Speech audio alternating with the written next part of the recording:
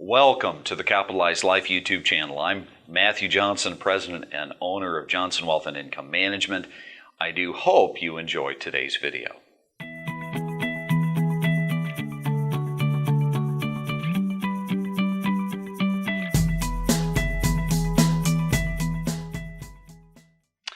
Thank you for taking the time to click on today's video. So this one's a little bit different. I just want to maybe propose something to you that helps you to think outside of the box just a little bit. And I know when I bring up this topic, there's going to be some backlash. You're going to say, now why is he bringing that up? But I do want to talk about wealth transfer.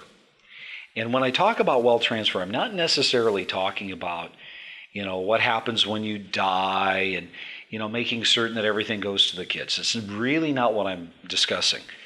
I just want you to think about the ramifications of what's happening in America today, and then consider going forward what might take place. So when we look at the economy looks as though it's plugging along. It's probably not as great as it could be. It's probably not as great as it should be. It's not as great as what they proposed it to be. But you know what? In reality, the economy is rolling along. It's doing okay. Now, there's a lot of things that we could look at and we could focus on in this country that are pretty big negatives. Politicians, politics, all the bickering, all the impeachment process, all of those things. But outside of all of that malarkey, one of the things that we do have to look at as a stark reality in this country is the fact that we are definitely increasing the amount of debt that we have in this country. The debt is magnified and is growing every single day at the fastest pace it's ever been. And part of that, a big majority of that, is the fact that our country, our politicians, our government can't seem to live within its means. Now, part of the problem there is the fact that we have given the corporations in America a significant tax cut. So where all of this revenue coming from corporate America was being paid into our government, now for a large extent of that has been reduced. And what that means is that the deficit is raising faster because we are borrowing more money. Now, the problem with that is that the debt is getting bigger and bigger, and we could all probably point fingers at, this president, or we could point our fingers at Congress, whatever the case may be, and we could say, you know what? You're indebting our children, our grandchildren, even our great-grandchildren, and they're not even born yet. And that's a factual statement. But I want you to just think about the fact that life insurance is a wonderful wealth transfer type of tool. It is a tool. Now, life insurance in and of itself is not a great investment, but just consider this for just a moment. We have these things called pre-tax retirement accounts, IRAs, simple IRAs, 401ks, that sort of thing. And we know that if we die and our children receive these dollars, they're going to end up paying anywhere between 20 to 40% in taxes. My question to you is this: have you ever considered what the wealthy do to transfer wealth? I'll give you an example. I had a client by the name of Earl. And Earl had already lost his spouse, and he had a daughter. And this daughter was the apple of his eye, and this guy had saved a pretty considerable chunk of retirement money. And in this case, we'll just say that it was $1 million. And he knew as he was getting closer to 70 and a half that he was going to have to take and start paying these required minimum distributions to himself so he could pay taxes. And he wanted nothing more than to avoid taxes at all costs. And we had talked about charitable giving. We had talked about all sorts of different things.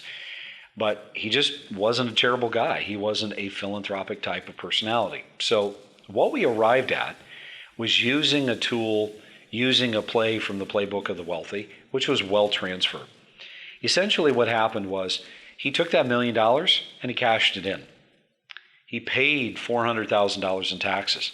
Now that doesn't sound pleasant, but that's what he did. And then he took the remaining $600,000 that he really did not need, and he put that into a life insurance policy. Now, on a gentleman who's nearly 70 years of age and who's only in generally decent health, that $600,000 bought him a life insurance policy completely and totally paid up for $2.2 million. And when he passes away, his daughter, the apple of his eye, she's going to get $2.2 million of tax-free death benefit. Now, you're probably thinking, well, Matthew, I don't have $1 million, and I have no desire to spend 40 cents on every dollar and give it to the IRS. And I don't blame you. But I also want to suggest this, just thinking about it. Life insurance is like a permission slip to use your assets while you're in retirement. You see, think about it. If you consume what you've saved for retirement, but yet legacy is a bit of a want to. It's something that you'd like to leave your kids. Think about it. Life insurance allows you to cannibalize and to use up all of your financial savings while you're in retirement, so that when you pass away, even if you've used up most of your assets, you've got a life insurance policy that's sitting on the side that's then going to become that legacy for your children. So just consider that. And the third component is this. Today, long-term care is one of the most expensive outlays of money that any person will ever experience. I can't count the number of clients that I have a spouse in the nursing home right now, and they're paying anywhere between $6,000 to $10,000 a month, depending upon the needs of their spouse. And that consumes a lot of assets. Most individuals do not want to pay huge premiums for long-term care policies, especially when they don't know whether they're actually going to use the benefits from that long-term care policy. But that's where I would ask you to consider life insurance. Life insurance has become very unique in the sense that today companies are proposing and have designed life insurance policies that in the event that you die, well, they pay out death benefit just like they always have. But in the event you remain alive and you go into a nursing home, now you're able to accelerate a portion of that death benefit to yourself to help pay for that long-term care facility. Now, chances are it's not going to cover 100% of the cost, but what if instead of having to come up with $7,000 yourself every month, what if you only had to come up with $1,000 or $2,000 a month?